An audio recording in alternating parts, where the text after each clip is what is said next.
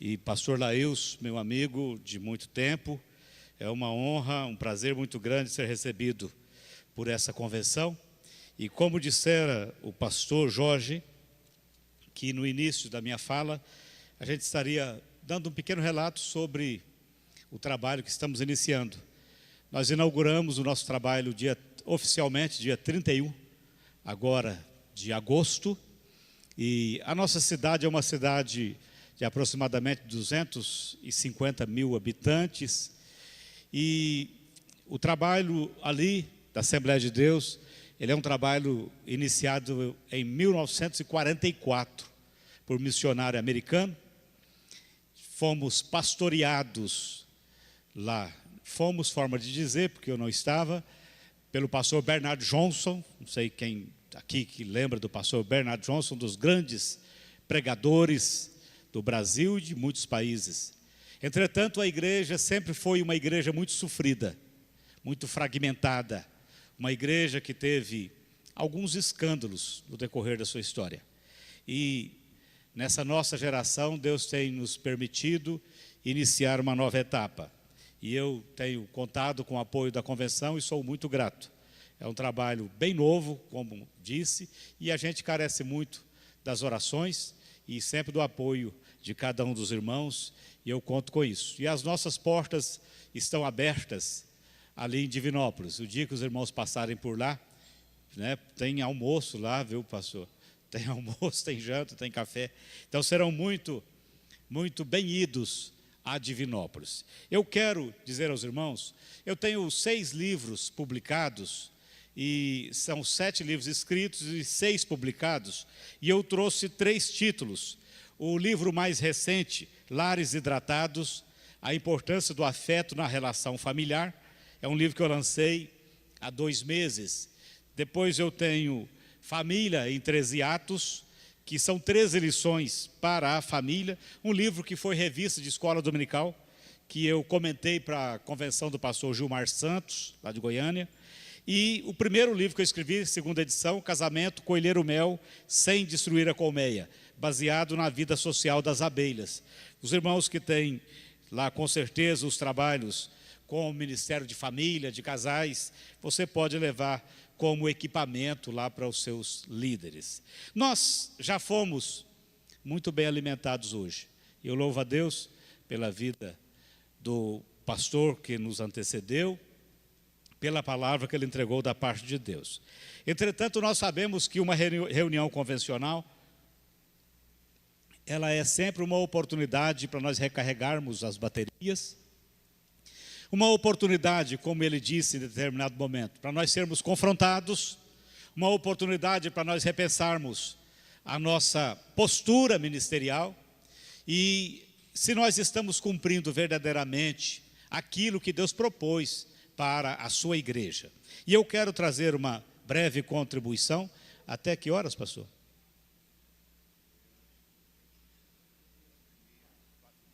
Eu quero trazer uma breve contribuição e quero convidar os irmãos para nós lermos livro do Eclesiastes. Livro do Eclesiastes, no capítulo 10º.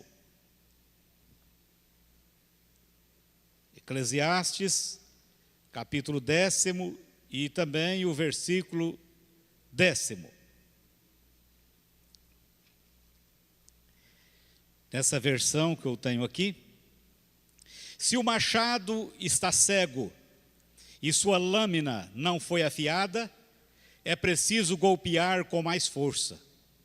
Agir com sabedoria assegura o sucesso. Nós somos obreiros, nós somos instrumentos que Deus quer usar em favor de gente, em favor de pessoas.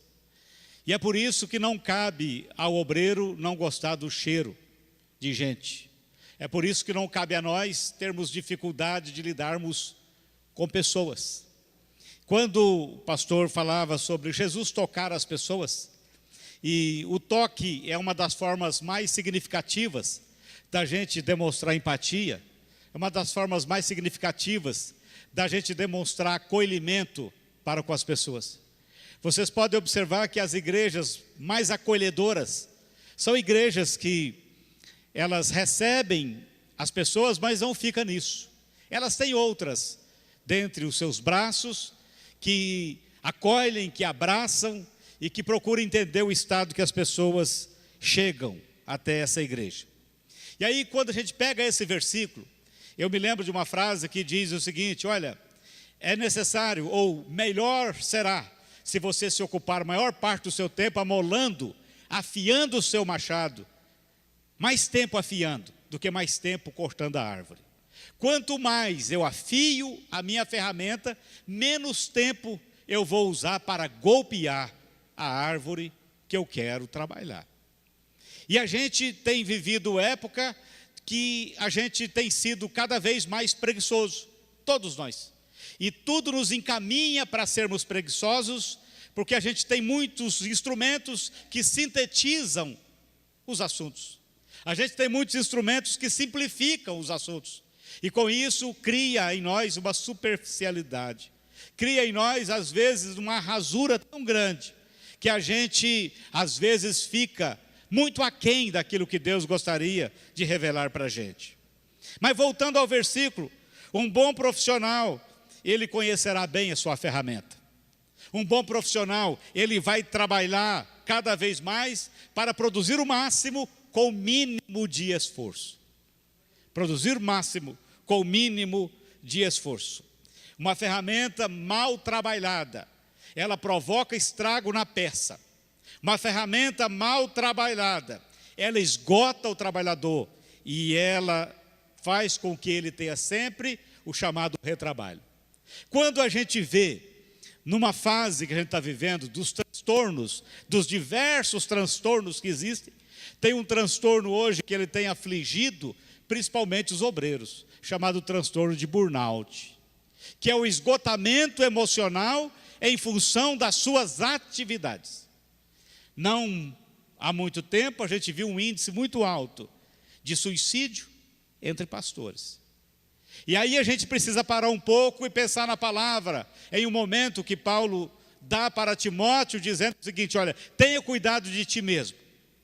Eu tenho um livro mais recente que ele se esgotou, que é um livro chamado Resíduos do Altar.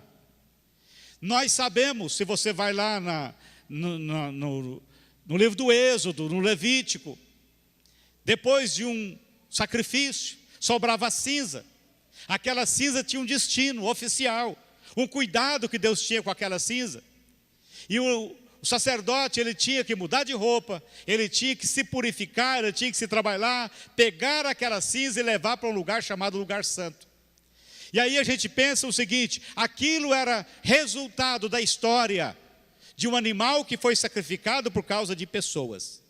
Cada vez que eu atendo num aconselhamento, cada vez que eu atendo como psicólogo, por exemplo, fica resíduos da história das pessoas em mim. E a gente vê muitas pessoas e muitos homens, e nós, vocês que são da minha geração, vocês conhecem bem a história de um dos maiores televangelistas do mundo, que ele pecou, ele caiu por causa de uma mulher, talvez não uma mulher que ele tivesse aconselhado,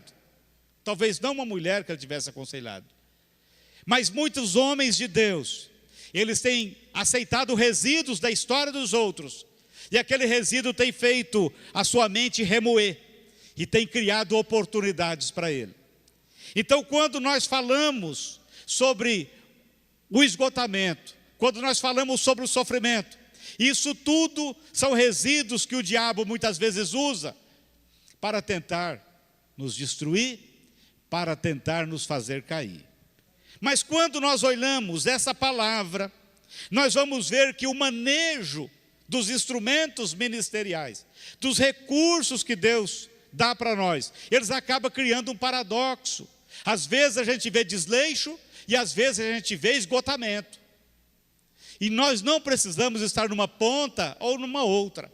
Nós precisamos estar preparados, equilibrados, para nós cuidarmos da igreja do Senhor. das ovelhas que são do Senhor, que disse: cuida, Pedro, cuida das minhas ovelhas. Pedro, cuida dos meus cordeirinhos. Eu não tenho ovelha, quem tem é o Senhor.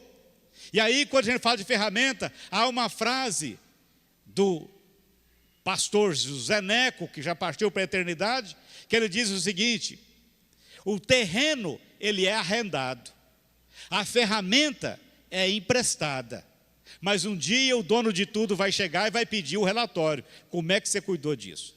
Então Deus nos arrendou um terreno, uns maior, outros menor, uns em crescimento e outros talvez estagnados, mas Deus arrendou e deu ferramenta para nós.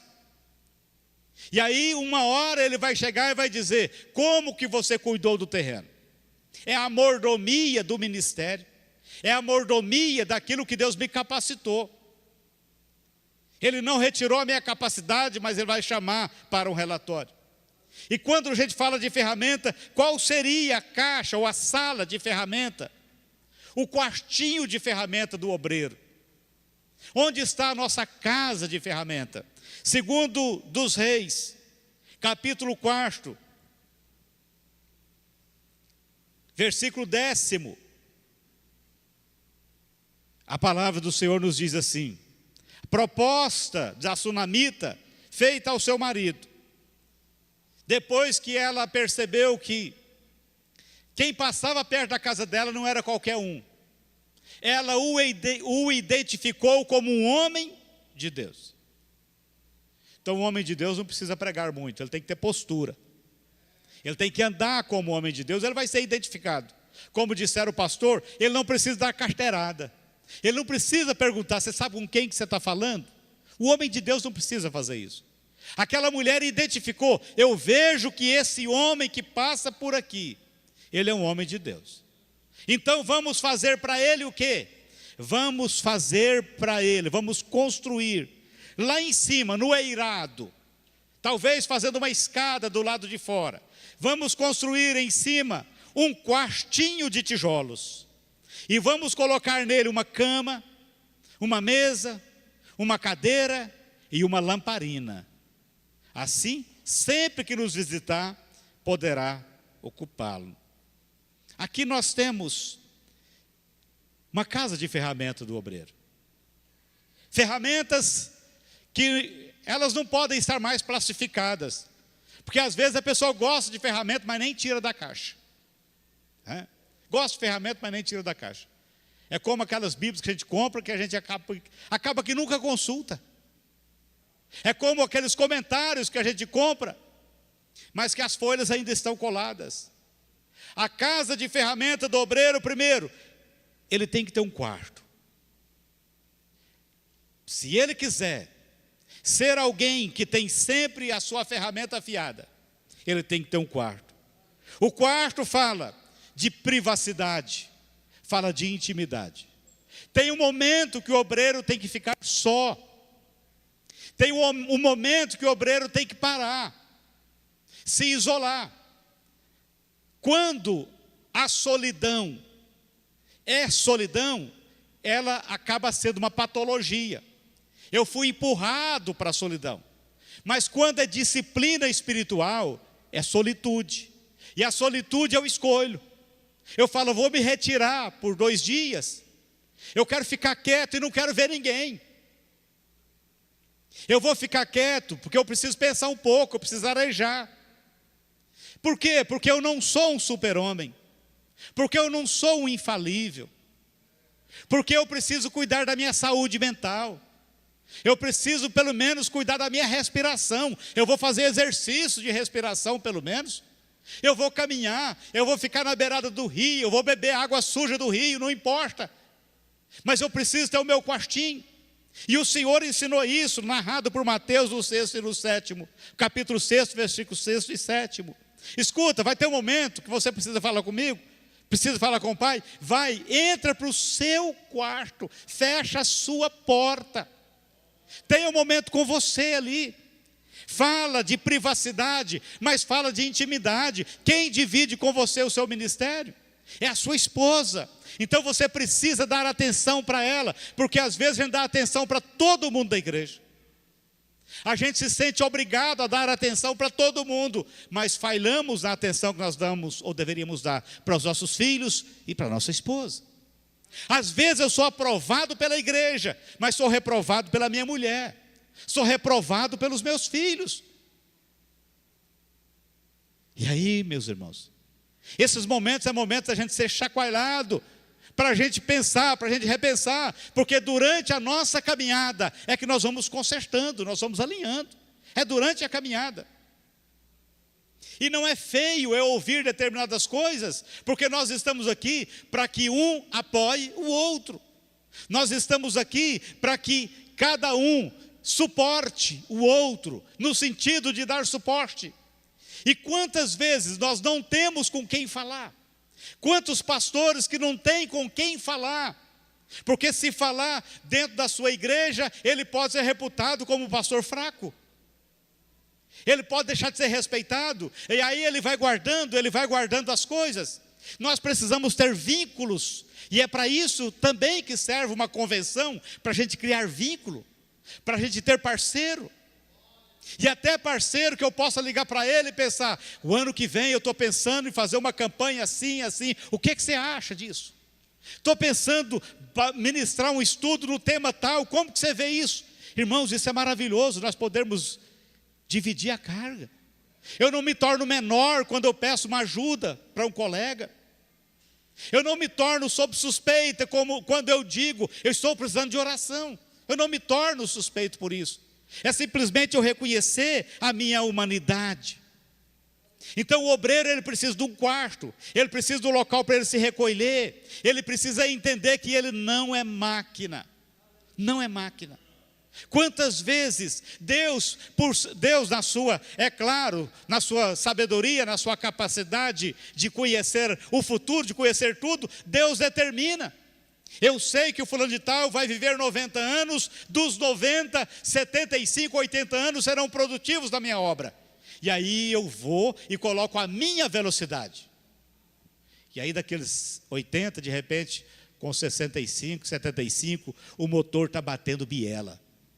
Oh, Deus recolheu. Deus falou, eu não recolhi não. A imprudência dele levou a isso. A imprudência levou a isso. Mordomia do corpo, mordomia das emoções, gestão da nossa vida, para nós estarmos de acordo com o que Deus quer para nós, daquilo que Deus planejou para nós. Aí essa mulher diz, olha, nós vamos construir uma cama. Nós vamos construir uma cama. Cama fala de descanso e prazer. Olha que maravilha, olha que coisa boa. Ah, aquele pastor é uma máquina. Tá bom, parabéns. Eu não dou conta. Não. Tem pessoas, eu passo 5 dias sem dormir, eu dirijo 48 horas, parabéns. Eu não. Eu ministro muito para casal e família na minha região, e às vezes 150 quilômetros. Palestra para casais no sábado à noite, 150 quilômetros. Preciso de hotel, tá, meu irmão? Preciso de hotel? Preciso. Não vou pegar estrada, eu e minha mulher, 150 quilômetros depois do culto, estrada sem acostamento, animal atravessando a pista, voltar para... Não. Eu preciso entender os meus limites. Preciso entender os meus limites. Cuide de você mesmo. Mas eu também preciso entender que eu tenho que ter prazer. Eu tenho que ter prazer. Porque quando eu sou satisfeito na minha casa, o meu olho não fica louco, procurando nada. Quando eu tenho satisfação na minha cama, não me falta mais nada. Ah, pastor, é isso mesmo, irmãos. É isso mesmo. Nós precisamos entender isso. E às vezes há mulheres frustradas. Há mulheres frustradas. E a gente fica pensando, mas eu mudei para cá. É um santo homem de Deus? Não tem dúvida que sim. Só está falhando nessa área. Precisa recompor-se nessa área. Precisa entender que eu tenho uma companheira e que Deus Ele não vai me colocar no ritmo de 220, 150 quilômetros por hora e falar, não, a sua companheira só vai a 60. Pode ir na frente, depois ela vai. Não. Quando nós olhamos a entrada de Noé na arca, diz a palavra, mais ou menos assim: entrou Noé, seus filhos, sua mulher e as suas noras na arca. Depois, quando saiu Noé, sua esposa, seus filhos e as mulheres de seus filhos. Entrou errado ou saiu errado? Eu acho que ele entrou errado. A arca balançou e ele ajeitou com a mulher dele e os dois desceram juntos. Quer dizer, a arca não precisa balançar para a gente entender que a gente está andando no mesmo ritmo. Não precisa ter um dilúvio para a gente entender que nós precisamos andar no mesmo ritmo. Mas o obreiro também precisa de mesa. Essa palavra mesa ultimamente tem entrado na moda. Temos momento de mesa. Lá na minha igreja tem a mesa dos jovens. Momento de mesa está falando do momento de comunhão. E aí nós, você pastor, você obreiro, eu pastor, eu obreiro, eu fui chamado para desenvolver pessoas. E não se desenvolve pessoas sem mesa. Não se desenvolve pessoas sem mesa. E aí, às vezes, a gente tem tempo para execução, mas não tem tempo para planejamento, não tem tempo para dar um feedback, tipo, irmão, deu errado por causa disso, disso e disso. Vamos consertar isso. Não tem mesa para alinhamento. E nós precisamos cuidar disso, porque senão vai ter retrabalho. Vai ter retrabalho. Então a mesa fala disso. É eu desenvolver pessoas, porque Deus coloca gente na nossa frente e me dá a oportunidade para que eu possa fazer com que essa pessoa cresça ministerialmente. Só que às vezes a gente age sacrificando ovelha para não ver auxiliar se dar bem. Tem líder que sacrifica a ovelha para não dar uma chance para um auxiliar se desenvolver. E isso tudo cai na nossa conta. Isso tudo cai na nossa conta. E às vezes a gente poderia estar na história de alguém. Fui obreiro do fulano de tal. Ele me ajudou muito. E essas pessoas não tributam a nós isso, porque nós nos omitimos na hora de desenvolver essas pessoas. Mesa fala de comunhão, mas mesa também fala de alimento. É o lugar que eu me assento para eu colocar para dentro aquilo que eu preciso. Todas as grandes alianças lá no Velho Testamento, elas eram precedidas ou sucedidas por um banquete. Por um banquete. Mas nós temos sido muito pão duro nesse aspecto. Mas ali também tinha uma cadeira. Vamos colocar uma cadeira para ele. Cadeira fala de quê? Fala de estudo. Estudar é fácil, irmãos. Ouvir é fácil. Se a gente não pudesse levantar aqui, ir ali no banheiro, lavar o rosto, ou tomar um café sem açúcar, a gente estava perdido. Se a gente não pudesse de vez em quando levantar, igual o pastor, colocar a gente para cantar, a gente não dá conta. Por quê? Porque o aprendizado dói. E aí entra uma coisa, a gente pensa assim, até quando eu preciso aprender? Até quando eu preciso aprender? Todas as vezes que você compra um celular novo, você precisa aprender. Ele sempre vem com uma coisinha a mais. Quando você compra um equipamento eletrônico novo, você tem que aprender. Então eu preciso entender que, enquanto eu estiver vivo, eu estou inserido no processo de aprendizagem. A biblioteca de um obreiro nunca está completa, ou nunca deve estar completa. O dia que o obreiro fala, a minha biblioteca está completa, ele parou no tempo, ele não desenvolve mais. E tudo que não desenvolve, morre. Tudo que não desenvolve, morre. Então a gente precisa pensar, o que eu ofereço para as minhas ovelhas? De que hora é o pão que eu estou entregando para elas? É pão novo? O que é que eu estou dando de alimento para as minhas ovelhas? Porque não adianta eu fortalecer a cerca, mas não dá comida boa. Elas pulam a cerca. Se a comida for ruim, elas arrebentam o arame. Se a comida for ruim, elas passam debaixo do arame. Elas vão embora. Então a minha responsabilidade é eu estudar para ter um alimento novo. Mas a cadeira também fala de disciplina. Senta. Escuta. A faculdade, a escola, é aquele momento que você se obriga. Eu vou sentar para eu me munir de novas informações. E finalmente diz, vamos colocar para ele uma lamparina. Visão. O que eu enxergo? Qual é o papel da igreja hoje? Clareza. O que é uma igreja relevante hoje? Jesus fala para os discípulos, vós sois o sal da terra, vós sois a luz do mundo. E o dia que o sal se torna insípido, ele vai ser jogado fora, ele vai ser pisado pelos homens.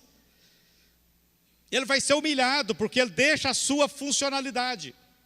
A igreja de hoje não é mais aquela igreja apenas que recebia as pessoas. Tornou-se pouco. É muito exigido de nós hoje uma postura muito mais atuante, muito mais atual do que antes. Porque nós temos pessoas hoje em níveis diferentes dentro da igreja. E nós precisamos ter cada vez mais. Nós precisamos influenciar lá dentro da faculdade. Então eu tenho que ter a coragem, eu tenho que aceitar o jovem que está dentro da minha igreja e que às vezes é questionador. E muitas vezes nós não queremos os questionadores dentro da igreja. O bom técnico, ele vai chegar para o presidente do seu clube e vai dizer, eu quero 2 craques para cada posição. O técnico medíocre, ele vai falar assim, me dá um meio campo. Porque craque dá trabalho. Porque craque tem opinião própria. Porque craque questiona. Porque craque vai falar. Então eu prefiro trabalhar com gente mediana do que trabalhar com craque que vai dar trabalho. Só que time mediano não ganha título. Nós precisamos trabalhar nesse aspecto. Eu saber acolher, e eu trabalhar essas pessoas e prepará-las para elas serem relevantes lá na faculdade, lá no emprego que elas estão. Porque às vezes a gente pensa assim, a igreja podia ter muita gente rica. Mas escute, se eu preparar os jovens da minha igreja para eles serem prósperos, e eles saírem daqui com o coração voltado, eu amo essa igreja, eu pertenço a essa igreja me pertence. Onde eu estiver, o dia que eu prosperar, eu volto para dar a mão para essa igreja, aquilo que for preciso. Acaba sendo eu. Visão, clareza. Não dá para esconder a igreja, porque o Senhor Jesus Cristo não criou uma igreja para ser escondida. A igreja não pode ser esse meu clubinho particular, porque ela é do Senhor Jesus. Mas para isso eu preciso ter postura. Mas aí volta a nossa palavra, se o machado estiver cego e sua lâmina não foi afiada, é preciso golpear mais.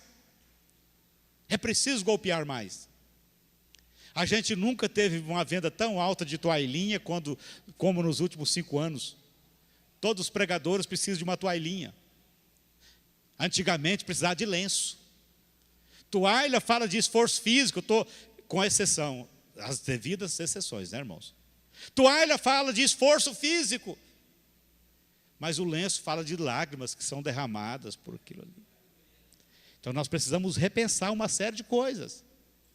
Se eu não trabalho a minha ferramenta, eu vou ter que me esforçar muito mais. Como que eu trabalho essa ferramenta? Primeiro, no estudo sistemático dela. Eu entender que eu preciso estudar o porquê das coisas. E aí entra, inclusive, o título de um livro, comece pelo porquê. Eu preciso ter um estudo reflexivo. Nós que estamos habituados a pregar, muitas vezes a gente lê a Bíblia procurando um versículo. Esse versículo é de impacto. O meu filho, quando ele descobre alguma coisa assim, ele fala assim, pai, achei um maná. Maná? É uma frase que ele tirou de um versículo. A gente às vezes fica procurando maná na Bíblia, mas nós precisamos parar para falar assim, eu preciso ler, sem procurar um texto para pregar, para eu alimentar. Senão eu vou para a cozinha sempre pensando, vou fazer a cozinha para os outros, vou fazer a comida para os outros. Mas eu tenho que pensar, hoje o almoço é para mim. Como que eu vou fazer o almoço? Quanto tempo que eu vou demorar nele? O que eu quero usar? É a vida devocional nossa. Despreocupado. Eu não estou lendo a Bíblia para buscar a pregação de domingo próximo. Estou lendo a Bíblia hoje porque eu preciso dessa palavra para a minha vida. Deus vai falar comigo. A mensagem do domingo que vem, Deus vai me dar ela. Pode até que saia nessa leitura devocional. Mas eu preciso pensar nisso. Eu preciso, conhecendo a ferramenta, manejar bem a palavra. E diz lá, nós conhecemos o texto, eu sei que os irmãos poderiam citá-lo de cor e salteado. Primeira ou segunda, a Timóteo, no capítulo 2 e versículo 15. Procure apresentar-te a Deus aprovado. Deus, eu estou aqui para trabalhar. Deus, eu vim para o culto. Deus, eu vou pregar. Deus, eu vou pregar. Está pronto, Senhor. Agora é só o sobrenatural. Cognitivamente, está pronto.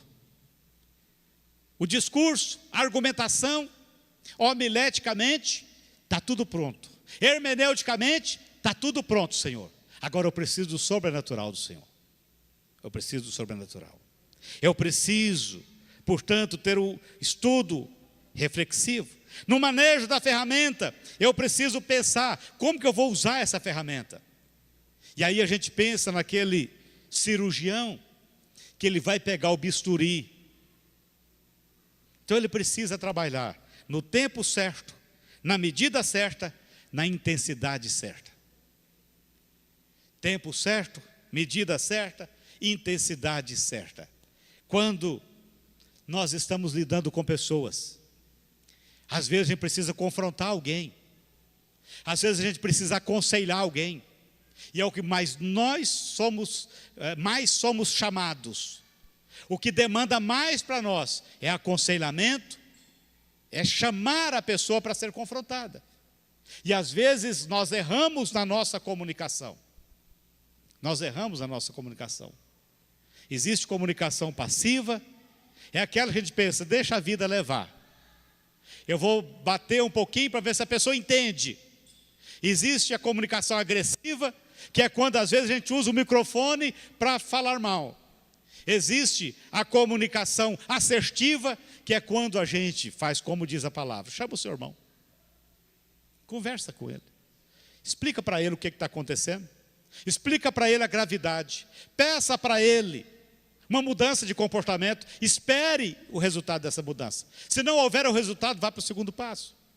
Mas hoje, existem mais duas comunicações que estão muito em voga. A CNV, comunicação não violenta. Como que eu me dirijo às pessoas? Porque as pessoas não vêm para a igreja para serem agredidas, para que do púlpito eu jogo ponto para elas. As pessoas vêm para serem trabalhadas, desenvolvidas, melhoradas. E isso a gente só faz se o coração da gente estiver cheio de amor de Deus, cheio de misericórdia. Se a gente entender que nós também somos pecadores. E a comunicação não violenta é aquela que eu uso as palavras certas.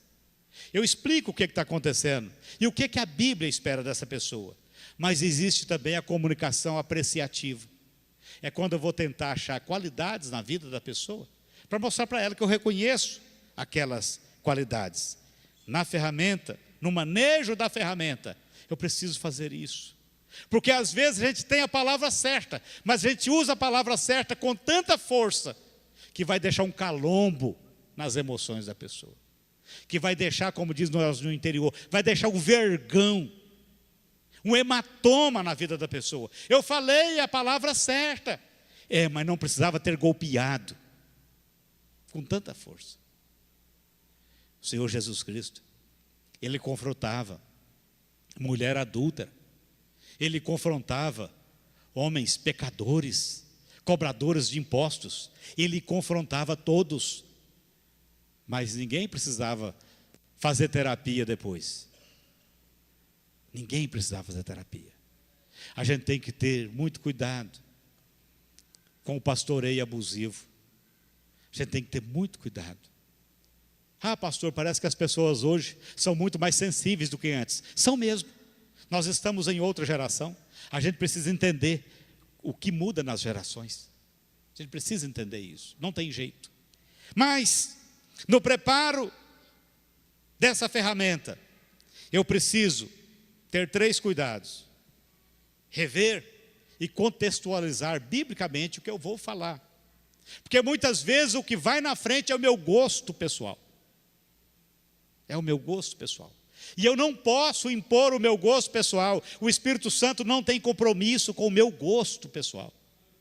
O Espírito Santo, ele não está atrás de mim para falar assim: fala o que você gosta, que aí eu vou aprovar para você diante da sua igreja. O Espírito Santo, ele tem compromisso com aquilo que diz a palavra dele. Esse é o compromisso. Porque ela não tem erro, não tem defeito. E é por isso que toda vez que você prega a palavra, você não precisa ficar remendando depois.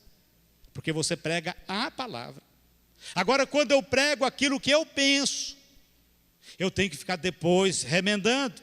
Então eu preciso contextualizar a doutrina bíblica. Então eu preciso conhecer a Bíblia. Eu preciso ter entendimento se verdadeiramente é uma doutrina bíblica. Eu não posso forçar a hermenêutica. Forçar a hermenêutica apenas para o meu gosto sobressair. E eu não posso substituir a autoridade da palavra.